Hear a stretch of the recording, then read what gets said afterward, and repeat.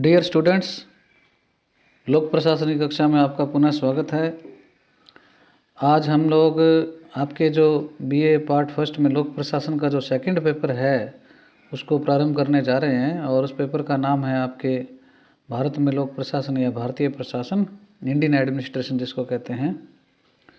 और इसमें हम सबसे पहले आज जो भारतीय प्रशासन है उसके विकास के बारे में देखने का प्रयास करेंगे। और ये जो भारतीय प्रशासन का विकास है वो क्या है, चरणबद्ध तरीके से हुआ है। तो इसके जो चरण हैं उसको हम इस प्रकार से विभाजित कर सकते हैं मोटे तौर पर। शुरू में जो आएगा वो प्राचीन काल के बारे में हम देखेंगे, जो वैदिक काल है या उत्तर वैदिक काल है और महाजनपद काल है, इसके बारे में आएगा। फिर उसके बाद में मौर्य काल, गुप्त काल, सल्तनत काल, मुग़ल काल और फिर ये ब्रिटिश काल। तो ये इस प्रकार से क्या है, आज़ादी से पूर्व का करीब 4-5 हज़ार साल का हमारे पास जो भी साक्ष्य है भारतीय प्रशासन के संबंध में, उसको क्या है विभिन्न कालों में क्या है विभाजित किया गया है। तो सबसे पहले हम जो प्राचीन काल है उसके बारे में थोड़ा देख लेते हैं। जो ये प्राचीन काल का मतलब ये भारतीय प्रशासन जो है उसका उल्लेख हमारे को क्या है, वेद, पुराण, उपनिषद, गीता और जो संहिताएं हैं, स्मृतियां हैं, उनमें हमारे को क्या है इसका उल्लेख मिलता है प्रशासनिक व्यवस्था का उस वक्त की। तो उसमें जो प्रशासन का जो स्वरूप था वो क्या है, राजतंत्रात्मक था। और उसमें क्या है, लोक कल्याण को महत्व देने वाला राजा ही क्या है शासन कर पाता था, क्योंकि राजा का जो चयन है वो क्या है समिति नामक संस्था द्वारा किया जाता था। वह क्या है नागरिक संस्था थी। और ऋग्वेद काल में प्राय बड़े बड़े कबीले होते थे। एक राजा के अंडर में क्या है एक या एक से ज़्यादा कबीले होते थे। राजा का पद जो था वो नैतिकता से परिपूर्ण था। और राजगद्दी संभालते समय राजा को ये शपथ लेनी पड़ती थी कि यदि मैं जनता के हितों के विरुद्ध कार्य करूं तो मेरा और मेरे वंश का क्या है नाश हो जाए। तो इस प्रकार से वो एक शपथ लेते थे।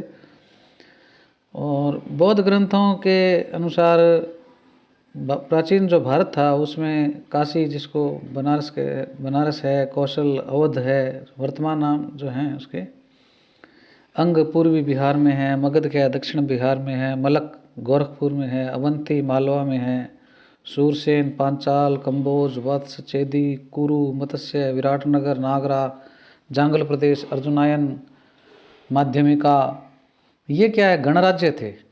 गणराज्य की समिति राजा को पद से हटा भी सकती थी। राजा को उसके कार्यों में सहायता प्रदान करने के लिए सभा भी थी एक। और इस सभा में पुरोहित का प्रमुख स्थान होता था। ग्रामीण हितों की रक्षक तथा गांव के निवासियों का प्रतिनिधि जो था उस वक्त क्या कहलाता, ग्रामीण कहलाता था। जो राजा को यथा आवश्यक जैसे भी है ज़रूरत के हिसाब से क्या है वो परामर्श प्रदान करता था। अन्य जो कर्मचारी थे उस वक्त उनकी नियुक्ति क्या है आवश्यकता अनुसार राजा के द्वारा सभा के जो सदस्य हैं उसके परामर्श से की जाती थी। उसके बाद उत्तर वैदिक काल में राजा का जो पद है वो क्या है पैतृक हो गया और उसकी सहायता के लिए एक प्रधानमंत्री नियुक्त किया जाने लगा। और उसको प्रधानमंत्री को उस वक्त मुख्यामात्य कहते थे, मुख्यामात्य। इसके पश्चात महाकाव्य काल आता है। महाभारत रामायण का जो काल है उसको महाकाव्य काल कहते हैं। उसमें क्या है राजतंत्र और गणतंत्र दोनों प्रकार के राज्य थे। राजा की सहायता के लिए क्या है सभा और मंत्री परिषद थी। राजा की सहायता के लिए सभा और मंत्री परिषद उस वक्त थी। और जो केंद्रीय प्रशासन लगभग क्या है 18 से 21 विभागों के द्वारा संचालित होता था। प्रशासनिक विकेंद्रीकरण को बढ़ावा देने के लिए गांवों के समूह बना दिए गए थे उस वक्त। और वो आज की जैसे तहसीलें और ज़िले हैं उसके ढंग से वो क्या काम करते थे। सबसे छोटी इकाई थी ग्राम थी, और 10 ग्रामों का जो अधिकारी है वो ग्रामी कहलाता था, 20 गांवों का अधिकारी विस्पति कहलाता था, 100 गांवों का जो अधिकारी है वो शतग्रामी कहलाता था, और 1000 गांवों का जो अधिकारी है वो क्या है, अधिपति कहलाता था। तो इस प्रकार से क्या है, गांवों के समूह के द्वारा ये इस प्रकार से अलग अलग अधिकारी या जो हैं उनको नियंत्रण करता क्या है, बना रखे थे। तो इस प्रकार से क्या है, ये एक प्रशासनिक सेटअप उस वक्त था। और ये जो अधिकारी थे वो प्रशासनिक कार्यों के संचालन के लिए क्या करते थे, अधीनस्थ कर्मचारियों पर क्या है, नियंत्रण और पर्यवेक्षण करते रहते थे। कार्मिक प्रशासन जो था उस वक्त था, उसका प्रमुख आधार योग्यता और कुछ मामलों में क्या है, राजा की कृपा दृष्टि होती थी। और इस काल में क्या है, जाति प्रथा की क्या है, शुरुआत होने लग गई थी, और साम्राज्यवाद भी क्या है, शुरू हो गया था। तो इस प्रकार से जो प्राचीन काल है उसमें क्या है, हमारे प्रशासनिक व्यवस्था जो है वो इस रूप में दिखाई देती है। ये हम लोगों ने अभी देखा। इसके पश्चात हम देखते हैं मौर्य काल जो है उसमें भारतीय प्रशासन का विकास किस प्रकार हुआ, या ऐसे क्या मतलब इतिहास में उल्लेख हैं जिनके माध्यम से हम देख सकते हैं। मौर्य काल जो है उसके संस्थापक क्या है, चंद्रगुप्त मौर्य हैं, और वो ईसा पूर्व 324 में क्या है, राजगद्दी पर बैठे। उसके बाद बिंदुसार और अशोक जो हैं वो भी क्या है, महान शासक हुए, और इन्होंने क्या है, पाटलिपुत्र जो वर्तमान में पटना कहलाता है उस पर उन्होंने क्या है, शासन किया। प्राचीन भारतीय जो लोक प्रशासन के सैद्धांतिक और व्यवहारिक पक्ष को स्पष्ट करने में हमें कौटिल्य के द्वारा जो लिखित अर्थशास्त्र है उसके मतलब उसको एक बढ़िया प्रमाणिक ग्रंथ माना जाता है उस वक्त का। और ये जो कौटिल्य हैं जिनको हम चाणक्य या विष्णुगुप्त भी कहते हैं, ये क्या है, मौर्य वंश के जो संस्थापक चंद्रगुप्त मौर्य हैं उनके प्रधानमंत्री थे वो। और ये जो अर्थशास्त्र जो एक पुस्तक है इसमें क्या है, 15 अधिकरण हैं, 180 प्रकरण हैं, 150 अध्याय हैं और 6000 श्लोक हैं। तो इनके विशाल समूह का ये एक क्या है, ग्रंथ है। इस ग्रंथ में राज्य सत्ता, प्रशासन, कानून, राजा का अपने पड़ोसी देशों के साथ मित्रता, युद्ध, रहस्य का मतलब जो जासूसी है, इन्वेस्टिगेशन वगैरह है, और जादू टोने, उसे लेकर कूटनीति तक की क्या है, सभी सार गर्भित क्या है, व्याख्याएं की गई है।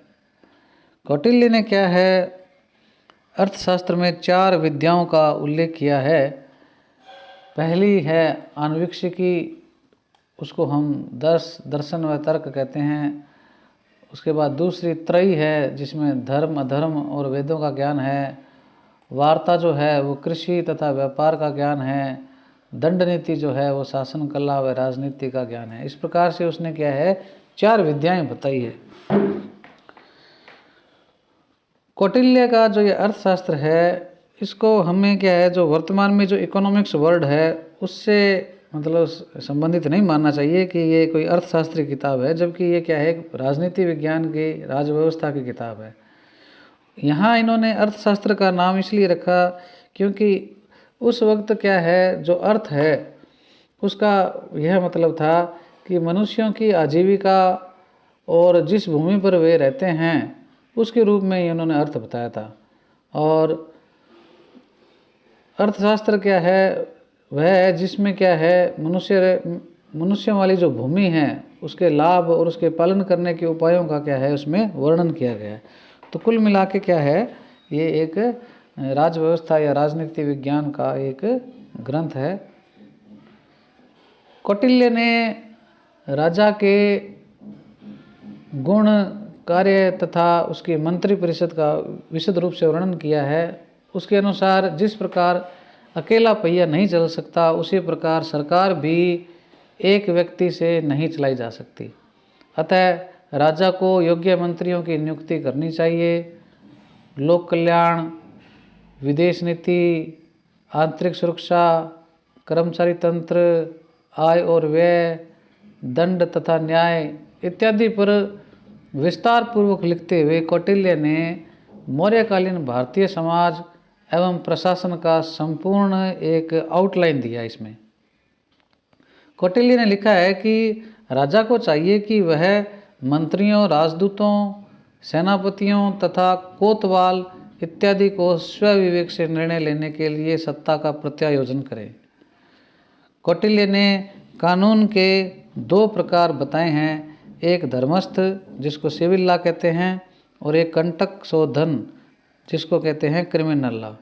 तो जो आपराधिक मुकदमे हैं जो वो तो क्या है कंटक शोधन के माध्यम से होते हैं, और इस प्रकार से जो दूसरे मामले हैं तो वो क्या है लड़ाई झगड़े के इस प्रकार से जो भी हैं सामान्य जो मुकदमे हैं वो सिविल लॉ के माध्यम से हल होते हैं।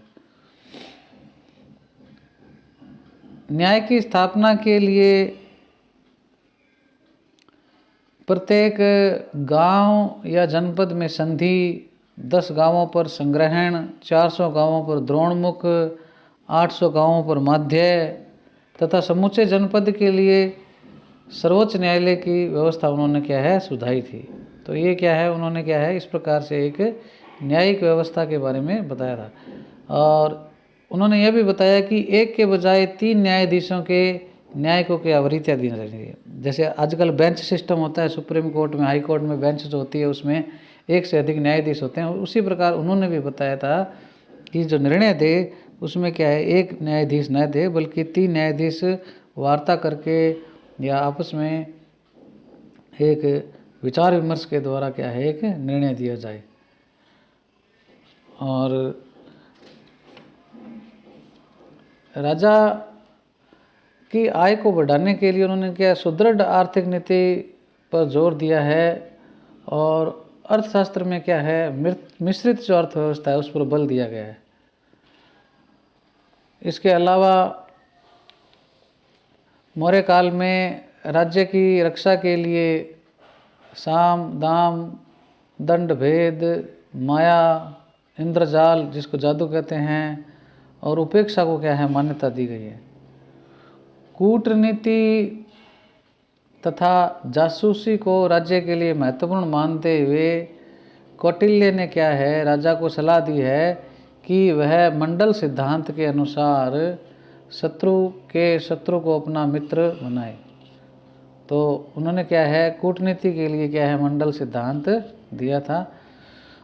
मौर्य काल में भी क्या है भ्रष्टाचार का बोलबाला था, क्योंकि स्वयं कौटिल्य लिखते हैं कि सरकारी सेवा में रहते हुए राजकीय धन में गबन नहीं करना उसी प्रकार असंभव है जैसे कि जीभ पर रखे शहद या चीनी को न चखना। इस ग्रंथ में पहले, दूसरे, 5वें, 6ठे भाग में जो 6ठा भाग है पहला, दूसरा, 5वां, 6ठा 1, 2, 5, 6 ये क्या है लोक प्रशासन से संबंधित है। कौटिल्य के अर्थशास्त्र से प्राचीन भारत में लोक सेवाओं के महत्व तथा कार्मिक प्रशासन जो है उसकी क्या है समसामयिक जो संरचना है उसका हमारे को आभास होता है। कौटिल्य ने राजा को 20 से 25 तक विभागों की स्थापना का परामर्श दिया है। उसमें क्या है भंडार, लेखा, राजकोष, खनिज, कृषि, व्यापार, वन, रक्षा, मापतोल, उत्पादन, मार्ग कर, वस्त्र, औषधि, पशुपालन, जहाजरानी, विदेश, नगरीय शासन तथा गुप्तचर विभाग क्या है प्रमुख हैं। कौटिल्य के अनुसार किसी भी राज्य को सफलतापूर्वक संचालित करने के लिए उन्होंने क्या है सप्तांग सिद्धांत दिया, और उन्होंने इसके राज्य के 7 अंग बताए हैं। स्वामी जिसके अंतर्गत राजा है, अमात्य यानी मंत्री, जनपद यानी राज्य का जो क्षेत्र है वो जनपद है, दुर्ग अर्थात किला, कोष का मतलब वित्तीय व्यवस्था, दंड अर्थात सेना, और मित्र अर्थात सहयोगी राजा। यानी राजा, अमात्य, जनपद, दुर्ग, कोष, दंड और मित्र, ये क्या है, 7 अंग माने गए हैं। मौर्य काल में जो वरिष्ठ अधिकारी हैं उनको क्या है, तीर्थ कहा जाता था। और इनके अलग अलग कार्य थे, जैसे मंत्री हैं वो परामर्शदाता था, पुरोहित का धर्म का अधिकारी था, सेनापति सेना का प्रमुख था, युवराज जो है वो राजा का पुत्र कहलाता था, द्वारिक जो है वो महलों का रक्षक है, अंतर्वेशिक जो है वो राजा का सुरक्षा अधिकारी है, प्रदेष्टा जो है उसको मजिस्ट्रेट या दंडनायक कहते हैं। वर्तमान में जो अपने एसडीएम है और आईएएस जो हैं, आरएएस आईएएस जो हैं वो दंडनायक हैं, मजिस्ट्रेट है। तो उस काल में क्या है, आरएएस आईएएस जो हैं वो क्या कहलाते थे, प्रदेष्टा कहलाते थे। समाहर्ता जो है वो राजस्व एकत्र करता, बजट निर्माता का अधिकारी था। सन्निधाता जो है वो आयुक्त था, कोषाध्यक्ष था। नायक जो है वो नगर का रक्षक कहलाता था। महापौर नगर का मुखिया। कार्मांतिक खानों का या जो लोक उपक्रम हैं, उद्योग धंधे जो हैं उनका वो प्रभारी था। मंत्री परिषद अध्यक्ष जो है एक प्रकार से समन्वय करता था। दंडपाल रक्षा विभाग का अधिकारी था। दुर्गपाल किलों का रक्षक था। अंतःपाल जो है सीमाओं का अधिकारी था। और आटविक जो है वो वन का अधिकारी था। इस प्रकार से ये प्रमुख अधिकारी हैं, उनसे संबंधित विभाग का नियंत्रण, निर्देशन तथा विकास कार्य वो क्या है, संपादित करते थे। प्रत्येक विभाग में अधीनस्थ कार्मिक आवश्यकता के हिसाब से भर्ती भी किए जाते थे। जो शास्त्रों का जानकार, शिक्षित हो और शारीरिक रूप से सक्षम व्यक्ति हो और राजा की सेवा में क्या है, प्रवेश पा सकता था। कौटिल्य ने राजा को निर्दिष्ट किया है कि बहुत खर्चीले या अति कंजूस तथा परदेशी व्यक्ति को राज्य सेवा में नहीं लेना चाहिए। इसी प्रकार समुचित वेतन के द्वारा भ्रष्टाचार पर नियंत्रण करने का उपाय भी कौटिल्य ने सुझाया है। और उसमें कहीं कुछ जगह उल्लेख भी किया गया है कि मंत्री को 48,000 पण यानी आज के 36,000 रुपये के बराबर, अनुचर को 60 पण यानी 45 रुपये के बराबर वार्षिक वेतन दिए जाने का वर्णन है। रक्षा सेवाएं जो हैं उनके लिए भी क्या प्रशिक्षण अनिवार्य होता था। लोक सेवक की मृत्यु होने पर राजा द्वारा पेंशन या आर्थिक सहायता देने का भी प्रावधान था। कुशल जो प्रतिबद्ध कार्मिक हैं उनको उच्च पद या अधिक वेतन भी दिए जाने का प्रावधान था। कार्मिक जो थे उनकी 3 प्रकार की श्रेणियां कौटिल्य ने बताई है। एक उपयुक्त है जो उच्चाधिकारी वर्ग है, एक युक्त है जो मध्यम स्तरीय प्रबंधक है, और एक क्या है, तत्पुरुष है जो चतुर्थ श्रेणी कर्मचारी है। तो इस प्रकार से जो ये मौर्य काल में जो प्रशासनिक व्यवस्था है भारतीय प्रशासन की, इसका मूल आधार हमारा कौटिल्य का अर्थशास्त्र है। तो उसके आधार पर हम क्या है कुछ निष्कर्ष निकाल सकते हैं। मौर्यकालीन जो प्रशासन है उसकी कुछ विशेषताएं हैं, जैसे एक तो ये कल्याणकारी राज्य था, और दूसरा क्या है, इसकी क्या है, सुदृढ़ विदेश नीति थी, और विशाल कार्मिक तंत्र और प्रभावी नीति भी थी। संगठनात्मक विकास और कार्यकुशलता भी थी। सत्ता का इसमें प्रत्यायोजन भी किया गया था, हमने पढ़ा। विकेंद्रीकरण था। स्वतंत्र और निष्पक्ष न्यायपालिका थी। समुचित संचार और समन्वय था। मिश्रित अर्थव्यवस्था थी। विधि का शासन था और धर्मनिरपेक्ष राज्य था। तो इस प्रकार से क्या है, ये मौर्य काल में क्या है, भारतीय प्रशासन की ऐसी व्यवस्था थी।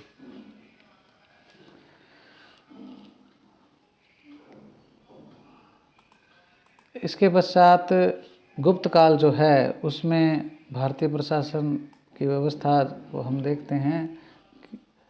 इसका ज़्यादा हमारे को वैसे उल्लेख नहीं है। गुप्त साम्राज्य जो है वो प्रांतों में बटा हुआ था, जिन्हें क्या है, देश या मुक्ति, कहीं जगह भुक्ति भी आता है, उसको कहते थे।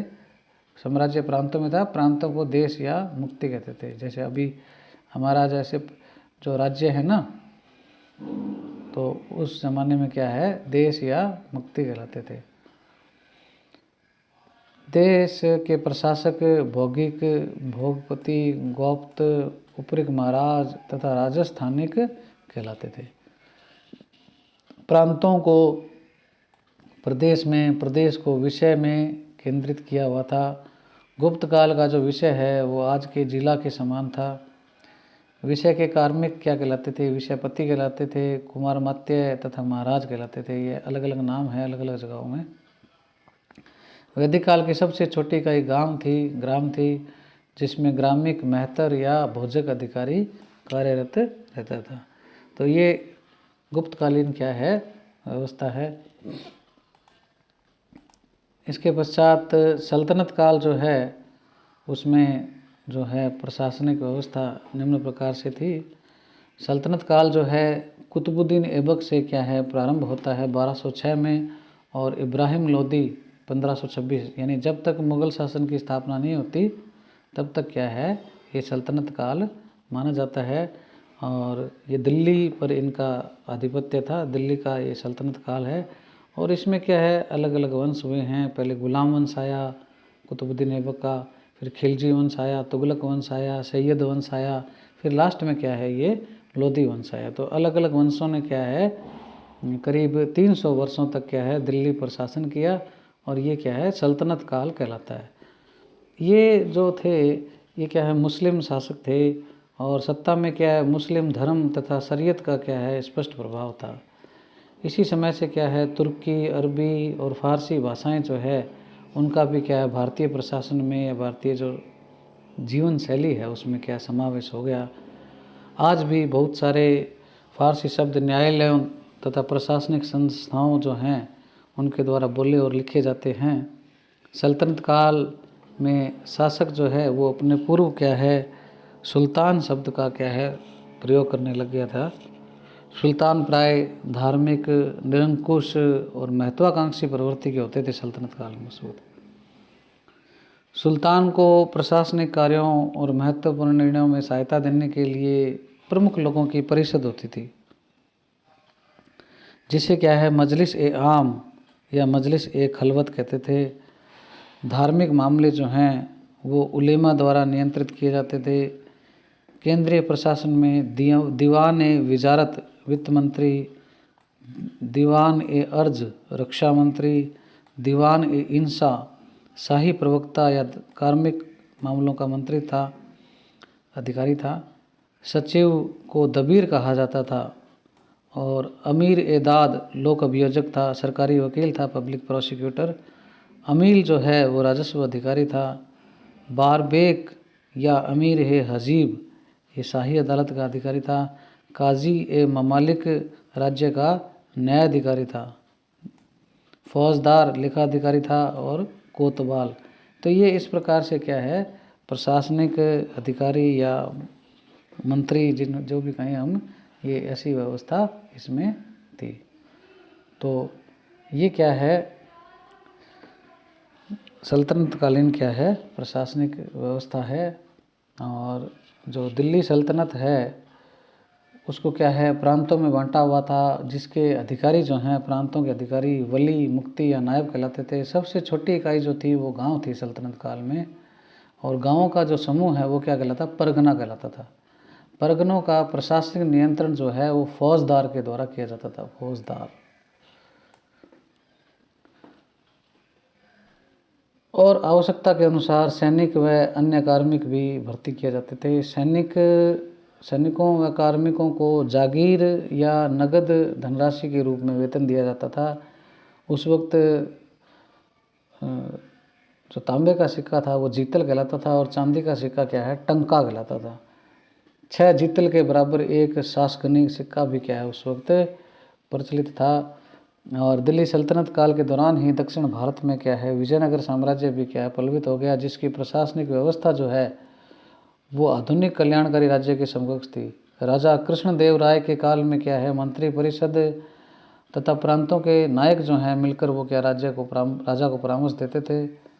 और कार्मिकों के पद नाम मौर्य काल की भांति क्या संस्कृत वाले थे। तो इस प्रकार से क्या है ये सल्तनत काल से संबंधित प्रशासनिक व्यवस्था है। इसके बाद हम मुग़ल काल और ब्रिटिश काल को देखेंगे। आज का हमारा क्लास इतनी ही है। आपको इससे संबंधित किसी भी प्रकार की जिज्ञासा या जानकारी लेनी हो तो आप मुझसे व्हाट्सएप पर संपर्क कर सकते हैं।